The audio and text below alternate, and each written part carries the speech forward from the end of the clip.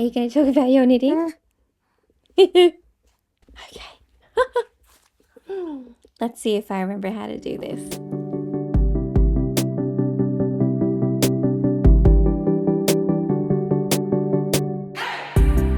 Welcome back to my knitting channel. My name is Nadine. My assistant's name is Alice. And you can find me at yourknittingbestie on Instagram, Ravelry, and here on YouTube. On this channel, I would typically be talking about knitting from the perspective of a warm weather knitter. That's slightly different now, and I will tell you about that in just a moment. So in this video, we're doing just a knit and chat, very cash, nice introduction for me, or reintroduction, I should say. And we weren't going to show Alice's face on camera, so I really have to figure out how to get her out of frame. And the only reason for that is that apparently there's really scary things that people can do with images now. So for example, even just the fact that I have my voice on the internet means that scammers and people like that can use my voice to construct a message to ask, say, my mother or something for money, and it'll sound exactly like me when she picks up.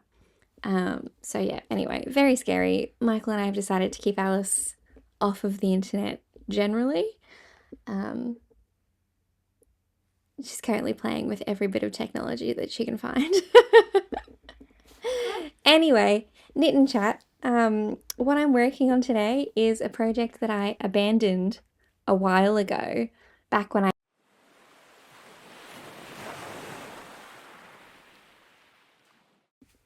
Okay, take two. That was quick. I don't remember what I was saying last time, but I'm here working on a hipster hat, which is a project that I put to the side ages ago, back when I had far too many projects on the go, and I decided that I needed to ditch some.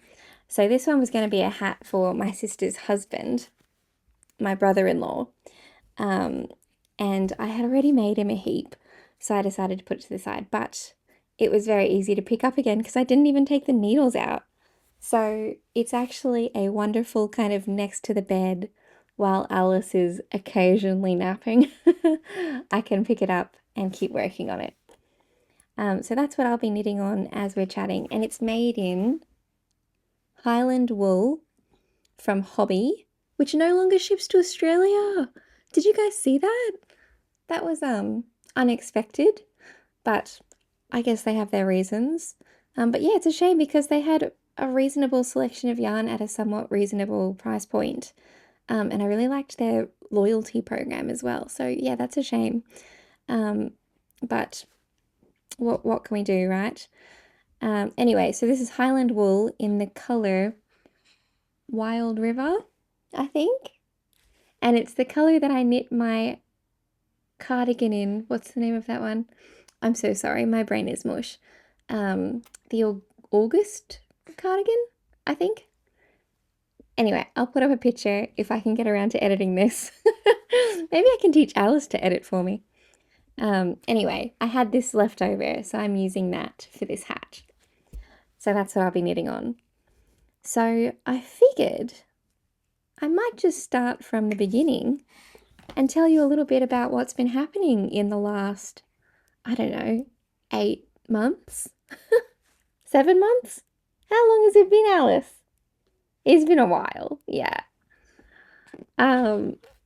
Yeah, gosh, okay, so I had Alice in December of 2024, and it was an interesting experience. The birth itself, I like to say I had the birth 2 ways, because I was in labor for 12 hours and I did an hour of pushing, and then we ended up at emergency C-section. Anyway, so the birth happened and lovely Alice was born, and I won't go into it too much, but basically after she was born we had some troubles with her weight. She was really slow to gain weight, and she went backwards a little bit in her first couple weeks of life. So we ended up going back to hospital. And then after that, we were doing something called triple feeding, which is when you breastfeed and then you give her a top up of formula or express breast milk, and then I would pump. And we did that every 3 hours around the clock. So through the night, everything to the minute, every 3 hours. That was the advice from the hospital to keep her weight gain on track. And it was pretty arduous. That was really, really hard to do because I so badly wanted to breastfeed her. And I think breastfeeding her, which I'm still doing, was probably one of the hardest things that I have done ever. Because those of you who've done it, which is probably a lot of you, you'd know that the letdown of your milk is caused by oxytocin, which is like that really nice cuddle hormone or whatever they call it, which doesn't really happen when you're super stressed about whether your baby's getting enough milk and if she's okay and if she's latched properly and all of this other stuff. But we persevered. Michael was a huge help through it. Thankfully, he had a fair bit of time off, actually. What was it? I think it was 2 months in the end. And then his work let him work from home for a little bit after that as well, which was fabulous. And thankfully, Alice is on track now. She's still a smaller size baby by Australian standards, but she's very healthy and she's gaining all the weight she needs to, and she's on solids now. So she loves food, just like her mum. So everything is going really well on that side, and she's hitting all of her milestones and very active, very active. And very talkative, aren't you, baby? Oh, you've got some yarn on your face. There you go. And it's been just an absolute delight spending the last 8 months with her. And I'm so happy to have the ability to take a full year off with her, because I think I'll really have to get my head around sending her to daycare. That's going to be really hard to do. Anyway, so that is the Alice side of things. Unfortunately, because things were so difficult at the start, and Michael and I were just so worried, because in and amongst the feeding issues, we also had, like she got conjunctivitis and she needed eye drops every 4 hours, but we were feeding her every 3 hours. So you had to wake her up to give her the eye drop. Ugh. It was this whole thing. So because I think things are so difficult at the start, including that hospital stay over Christmas for 6 days or something like that, I developed postnatal depression. And again, thankfully, I'm feeling much, much better now. Oh, are you helping, honey? You're helping again. Thank you. Do you want to hold my yarn instead? There you go.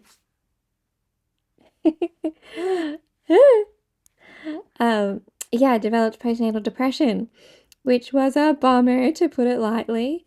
But it's something I thought I wouldn't shy away from kind of talking about, because it's a huge amount of mothers who get postnatal depression. I had no idea.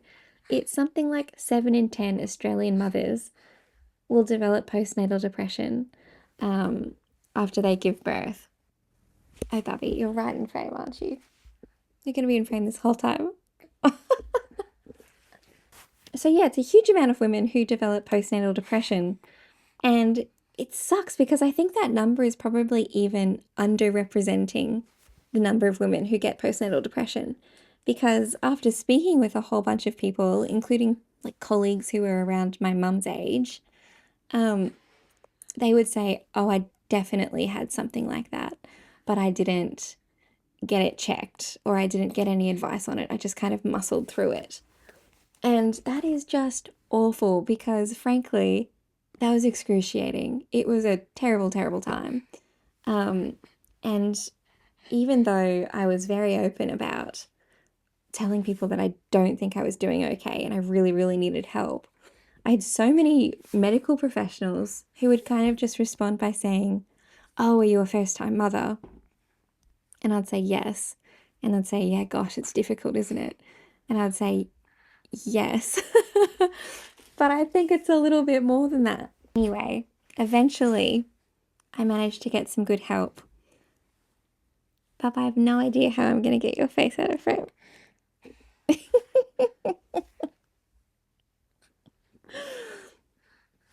Eventually I did get some really good help, and I saw a psychologist and I started medication, and honestly those things fixed me right up.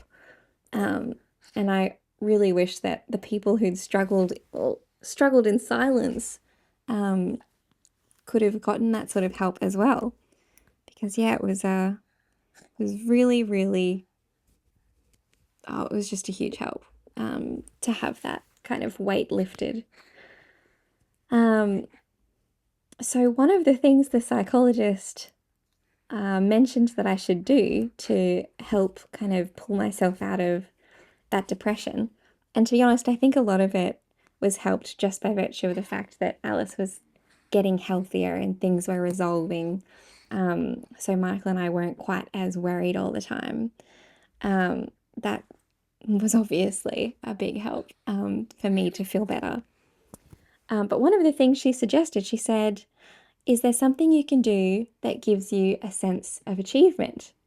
And I said, "Oh, that's interesting that you should say that. I love to knit, but I haven't picked up my needles since Alice was born." And she said, "Okay, so I really want you to start that again."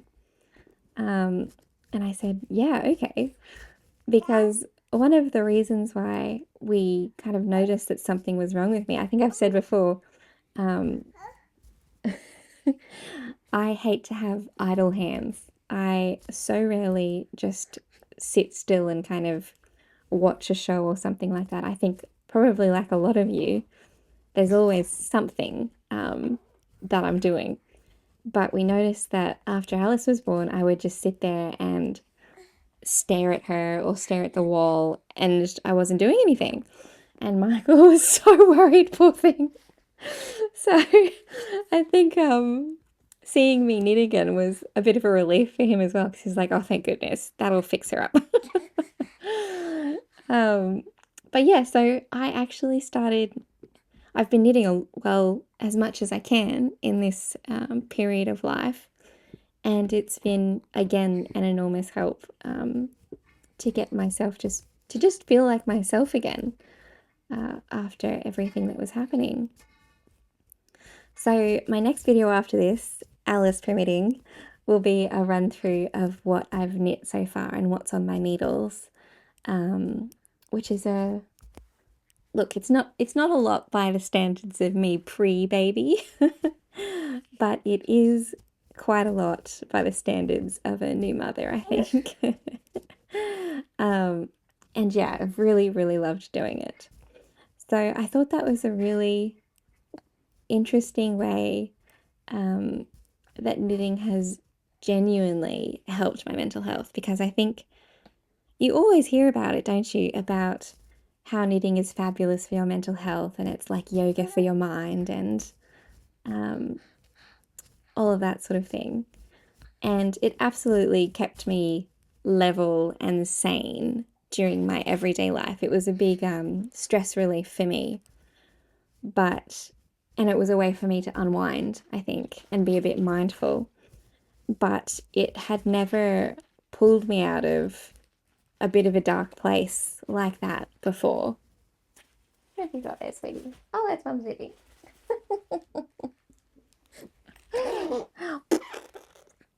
This is my profession now. I'm a full-time raspberry blower. Okay, over here, honey. Over here. Woo! What's this one? So yeah, I am even more enamored with my knitting than I was before. So then moving on past Alice, so after we got out of the hospital the second time, so this would have been around the time I published the last video saying, "Woohoo, I had Alice." Around that time, Michael was approached for an interview. And the interview was for a law firm in London. And he said to me, you know, if it was anyone else, I don't think I'd take the interview, but I'm really excited by this firm. I think I really want to do the interview. And I kind of said, okay.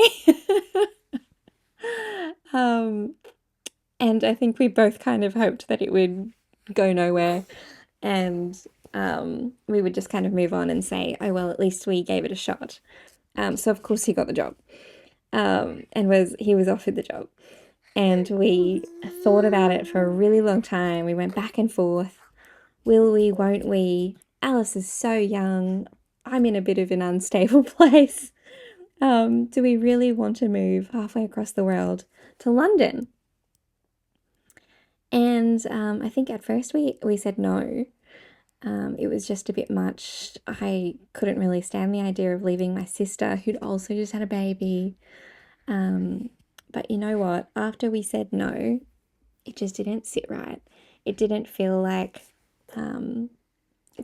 us. We're the sort of people who take opportunities as they come to us. So we moved to London. Didn't we? Yeah. It was a huge endeavor. Oh my goodness. And our stuff isn't even here yet. Our stuff is still in a shipping container somewhere in Singapore, I think. So I'm sure eventually it's going to show up, and I can't wait because we don't have any couches at the moment. And we have just kind of bare bones things around the house. So I cannot wait for our stuff to arrive. And just to kind of be able to get out and see a bit of London. Because the other thing that happened is right after we got here, so we spent some time finding a proper apartment, or a place to live. And the rental market here is a bit nuts. So we got lucky, I think. We were able to find a place within 2 weeks. And then we moved in the following week, which was great because Michael started work that week. So I moved us with Alice from the Airbnb to our new home. Wow, that's a big handful of yarn, sweetie. That's a big handful of yarn, isn't it? Wow. Wow. Oh, sorry. Oh, I know it's coming up on nap time. There you are.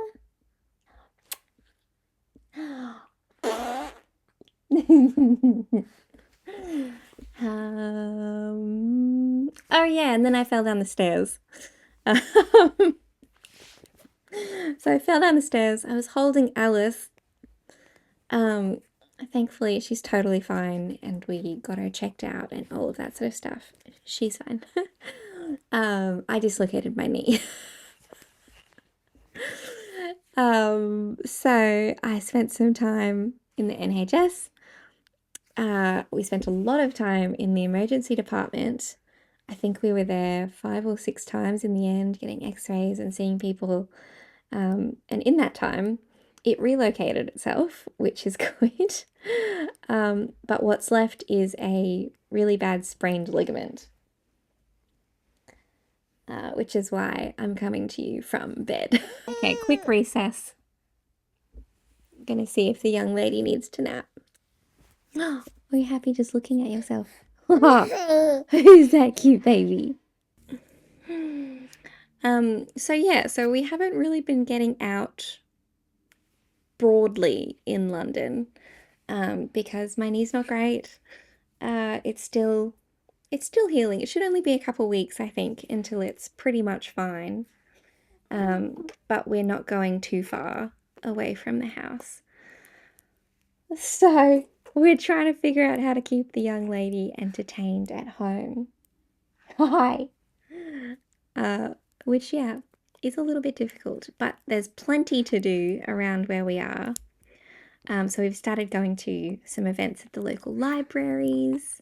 I made a knitting friend, which I'm really excited about. And actually, if any of you are in London and maybe want to meet up to do some knitting, you let me know, because I would love to talk to some people that aren't babies. Not that you're not great to talk to, but I am going a little crazy because Michael's working a lot. So we see him at dinner. He really makes an effort to come home for dinner, but other than that, he's a little hard to pin down because, you know, new job and all the rest of that.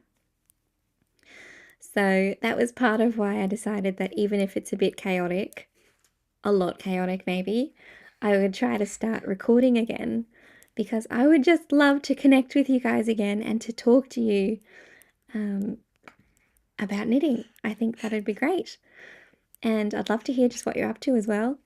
If you had troubles after the birth of your babies, how you kind of went about adjusting to life after your babies, because wow, it is a huge adjustment, isn't it? And there's little hands and everything. Yes, there are. Can I have a little bit more yarn and then you can hold the rest? Okay, I hope I can figure out how to make this usable. And maybe I'll have to find a different location for my next video. Because I feel like if she's on the floor maybe, and I'm sitting, then maybe I can keep her out of the frame a little better. Anyway, what else was there? Was there anything else I wanted to say? I don't think so. The main thing is, I have been so strong because there's a knit, well, it's not just a yarn shop. I think it's a haberdashery that has yarn right at the end of my street pretty much.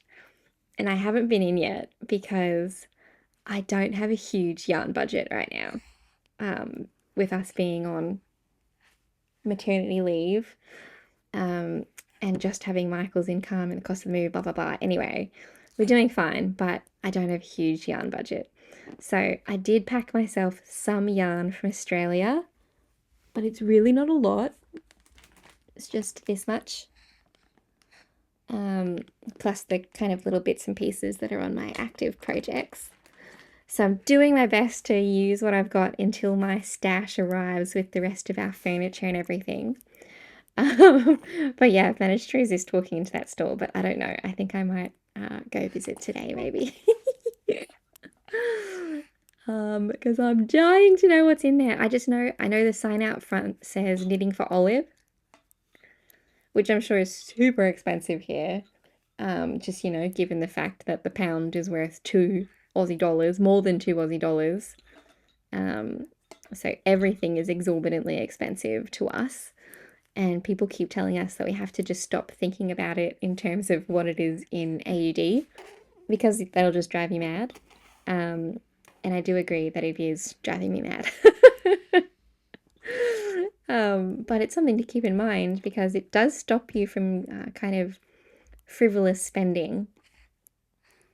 So, but I mean, yarn isn't frivolous. Yarn's a necessity. I feel anyone would agree. Alice, you agree, don't you? She agrees. Yes, you do. What else might we do today? We've been trying to go out for a little walk. It's a little slow at the moment, but we still go out for a little walk. So we're in Greenwich, which is lovely. And Greenwich Park is incredible. Maybe I'll put up some photos if I'm not overestimating my editing time. But yeah, it's lovely. And apparently...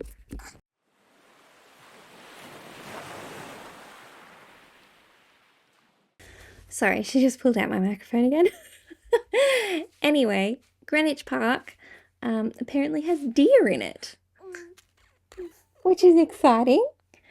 So we might go see if we can see some deer. Because Alice hasn't seen deer before, and actually I don't know if I've seen deer in person either. So yeah, that could be fun. But it is a bit dreary today, so we'll see if it's raining or not. And that'll probably inform our plans. Yeah, so that's probably enough nattering for me. Oh, actually, the word natter reminds me. The local library has a knit and natter session every week. So I will be attending. And that's, I think it's every Friday afternoon, which is fabulous because the library is really close to here. It's where they do baby rhyme time and stuff like that as well. So I'm hoping that I can, like it says that it's for adults, but I'm hoping I can go along with Alice and, you know, she can hang out on the floor near us causing havoc. And maybe I can get some knitting done. And I think it's good for Alice to see some other people as well, you know, because she's got a really strong mum preference at the moment. Everyone else is no good, just mum, which I mean, huge compliment. But I feel some socializing could do the both of us a bit of good. So yeah, Knit and Natter is on every week at the Greenwich Centre, which I will be going to. So if you happen to go to Knit and Natter at the Greenwich Centre, I will see you there. Yeah, there was another thing I saw, which was a defunct Facebook group which had a knit night at a local pub in Greenwich. And I was thinking about commenting and reinvigorating it. But I don't know if nights are realistic with a baby. Unless it was kind of like early evening, maybe around 5:30 or 6 for an hour or so. You're okay company then. But you know, we're doing dinner and there's a bit of mess with dinner, which takes some time to clean up. So I don't know if knit night is realistic. But knit afternoon on a Friday, I feel we can definitely do. Okay. I'm going to go wrestle my yarn away from my baby and have a look at this footage and see if we can use any of it. I really hope so. So I'll record the next video if I can. And yeah, I'm really looking forward to chatting with you in the comments. Okay, gotta go. I will talk to you later. Bye.